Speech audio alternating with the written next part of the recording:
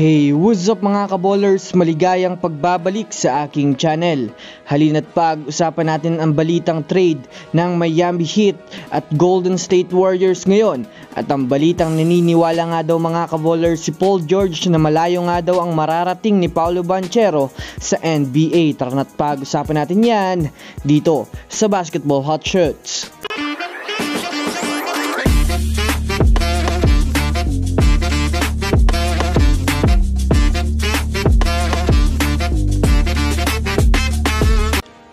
Una nga muna tayong dumako mga kaballers sa naniniwala nga daw mga kaballers si Paul George na malayo nga daw ang mararating ni Paolo Banchero sa NBA.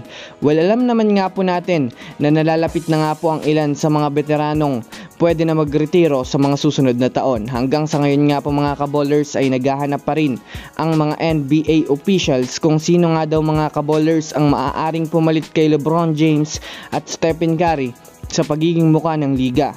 Nang nakaraan nga po mga kaballers sa naging pahayag ni Paolo Banchero patungkol sa kanyang future ay nakakasigurado nga daw siya mga kaballers na isa siya sa mga magiging muka at kampyon sa liga. Maraming ang hindi naniniwala dito, ngunit may ilan ding veterano sa liga ang naniniwala kagaya na lamang ni Paul George na inamin nga po nito mga kaballers na hindi nga daw malabo na maging totoo ang mga sinabi ni Paolo Banchero, lalo pat isa na nga ito mga kaballers sa mga youngster ngayon na mayroong magandang performance na kayang magdala sa kanyang team ng malaking improvement.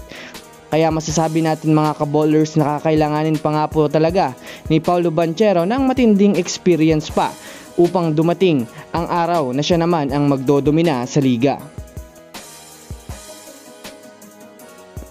Samantala, dumako naman tayo mga kaballers sa balitang trade ng Miami Heat at Golden State Warriors ngayon.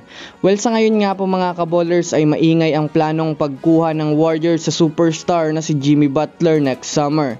Ito ay marahil isa nga ang Warriors ngayon mga kaballers sa mga teams na nangangailangan ng panibagong co-superstar na pwedeng makatulong kay Stephen Curry upang maging magaan sa kanya mga kaballers ang pagbuhat sa Warriors. Ayon nga po mga kaballers sa balita ng mga NBA experts, maaari nga po mga kaballers kunin ng Warriors si Jimmy Butler via sign and trade.